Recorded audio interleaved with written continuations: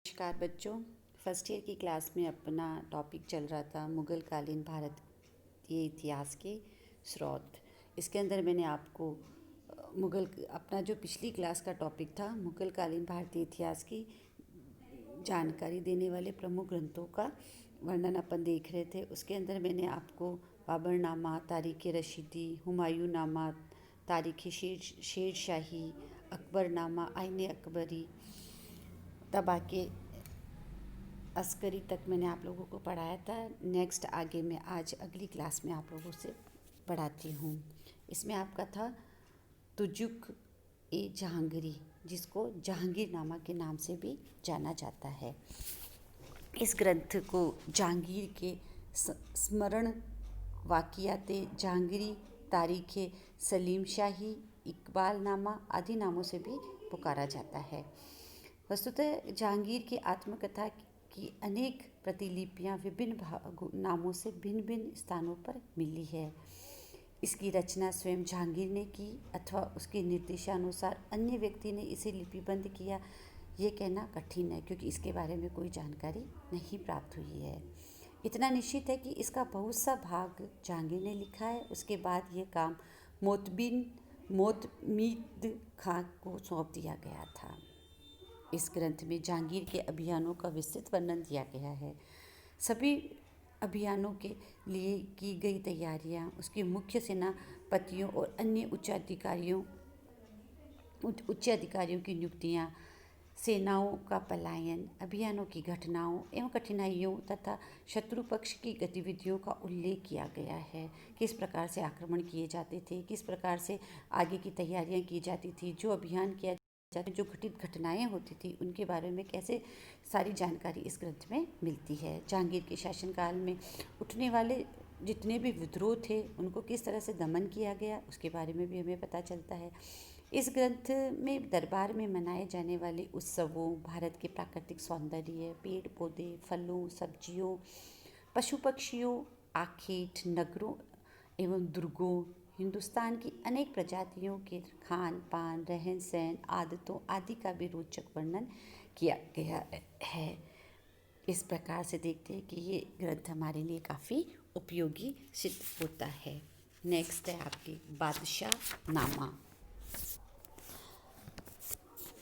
इसको बादशाह नामा के नाम से भी जाना जाता है। मुग़ल बादशाह शाहजहाँ के शासनकाल का इतिहास बादशाहनामा में है। बादशाहनामा की रचना 3 ने की है और प्रत्येक ने अलग अलग वर्षों का वर्णन लिखा है। पहले थे महमूद अमीन गजनवी। शाहजहाँ के जन्म से लेकर उसके शासनकाल के 10वें वर्ष तक का इतिहास इसके अंदर मिलता है। दूसरे थे अब्दुल्ला हमीद लोहारी। तैमूर से लेकर शाहजहाँ के शासनकाल के प्रारंभ से लेकर 10वें वर्ष तक का इतिहास इसके अंदर मिलता है। तीसरे थे महमूद वारिस। शाहजहाँ के शासनकाल के 21वें वर्ष से 30 वर्ष तक का इतिहास इसके अंदर उसका पूरा हालचाल मिलता है। नेक्स्ट आते हैं आलमगीरनामा। इस ग्रंथ का लेखक महमूद काजिम बादशाहनामा के लेखक गजनवी का पुत्र था। इस ग्रंथ की रचना 1688 ईस्वी में हुई थी। उसकी स्फूर्तिपूर्ण शैली औरंगजेब की बहुत पसंद आ गई और उसने सम्राट से संबंधित असाधारण घटनाओं तथा विजयों अभियानों को एक ग्रंथ के रूप में लिपिबद्ध करने का आदेश दिया। ग्रंथ की रचना के लिए सम्राट ने लेखक को सभी प्रकार के साधन उपलब्ध कराए। महमूद काजिम ने अपने इस ग्रंथ में औरंगजेब के शासन के प्रथम वर्षों का इतिहास लिखा है। उसने अपने आश्रयदाता की जी भर की प्रशंसा की है और उसके भाग्यहीन भाइयों की कटु निंदा की है। इस प्रकार देखते हैं कि इसमें कई त्रुटियां हैं, लेकिन फिर भी ये ग्रंथ हमारे लिए उपयोगी है। नेक्स्ट है travels in the Mughal empire. वैसे तो प्राचीन काल से ही विदेशी यात्री भारत भ्रमण के लिए आते रहे हैं और उनमें से कईयों ने अपने यात्रा वृत्तांत भी लिखे हैं, जिनसे हमें महत्वपूर्ण ऐतिहासिक जानकारी मिलती है। परंतु शाहजहाँ के समय में आने वाले विदेशी यात्रियों में फ्रांस के 2 यात्री बर्नियर और ट्रेवनियर विशेष रूप से उल्लेखनीय हैं। उनकी यात्रा वृत्तांत महत्वपूर्ण ऐतिहासिक रचनाएं हैं। दोनों में भी बर्नियर का यात्रा वृत्तांत अधिक महत्वपूर्ण है। बर्नियर का पूरा नाम फैक्वियस बर्नियर था। उसका जन्म 1630 ईस्वी में हुआ था। उसने उच्च शिक्षा प्राप्त की और दर्शन शास्त्र, चिकित्सा शास्त्र तथा अन्य विभिन्न विषयों पर उसका पूर्ण अधिकार था। भारत की यात्रा पर आने से पहले वह कई यूरोपीय देशों एवं फिलिस्तीन, सीरिया और मिस्र का भ्रमण कर चुका था। 1658 ईस्वी में वह भारत आया और लगभग 12 वर्ष तक भारत में रहा। इस अवधि में उसने भारत के अनेक भागों को देखा। 1669 ईस्वी में वह स्वदेश पहुंच गया और एक वर्ष बाद उसने अपनी यात्रा वृत्तांत को एक ग्रंथ के रूप में प्रकाशित किया, जो travels in the Mughal empire कहलाया। बर्नियर ने शाहजहाँ की मृत्यु, दारा के गुणों, दुखों और यातनाओं का सूजा की दयनीय स्थिति, मुगल शाही हरम, मुगल प्रांतपतियों के अत्याचारों, जहां आरा का चरित्र चित्रण, मुगलों की सामरिक व्यवस्था, दिल्ली, आगरा, कश्मीर आदि का वर्णन किया है। कि भारत की सामाजिक तथा आर्थिक स्थिति का भी चित्रण किया है। इनमें से अधिकांश के बारे में उसने विभिन्न सूत्रों से जानकारी प्राप्त की थी। उसकी सूचनाओं के सूत्र इतने सही तथा निष्पक्ष थे, वह विवाद का विषय है। उसकी कुछ बातें सत्य से काफ़ी दूर है, जैसे कि जहाँ आरा का चरित्र चित्रण और शाहजहाँ के साथ औरंगजेब का विनम्र व्यवहार इत्यादि त्रुटियों के होते हुए भी ये ग्रंथ हमारे लिए बहुत उपयोगी है। इस प्रकार से मैंने आप लोगों को महत्वपूर्ण जितने भी मुगल भारतीय इतिहास के स्रोत थे उनके बारे में मैंने बताया, और भी है जो आप अपनी बुक में देख सकते हो।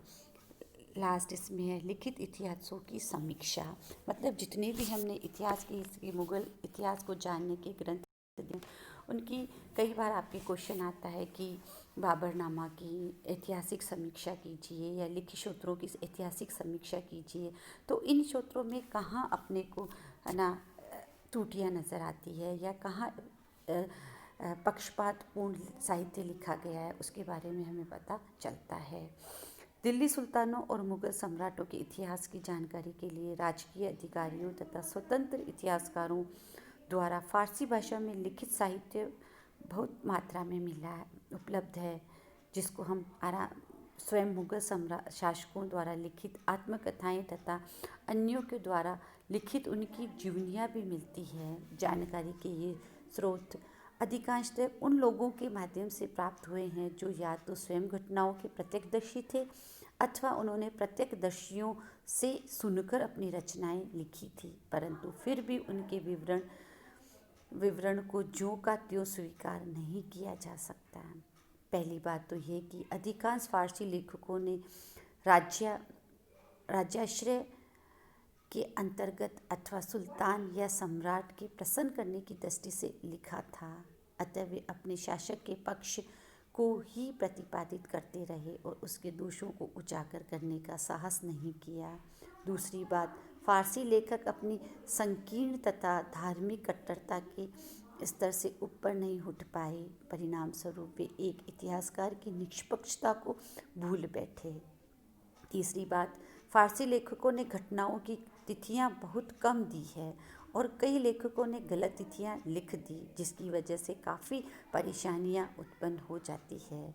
चौथी बात, फारसी लेखकों ने शासकीय वर्ग एवं अमीर वर्ग के रहन सहन, खान पान, आमोद प्रमोद पर भी अधिक ध्यान दिया है।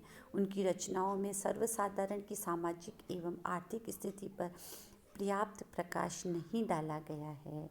पांचवी बात, अधिकांश लेखकों ने घटनाओं के कारणों और संदर्भों में संबंध स्थापित करने का प्रयास किया है।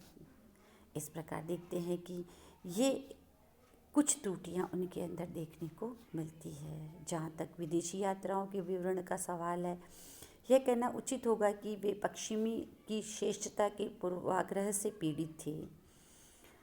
उन्होंने भारत के सामाजिक एवं सांस्कृतिक जीवन को समझने में भारी भूल की। राजनीतिक घटनाओं के विवरण में से भी अनेक भूलें उजागर होती है। हाँ, उन्होंने हमारे गाँवों, शहरों, नगरों को जो चित्रण प्रस्तुत किया है वह काफ़ी रोचक है।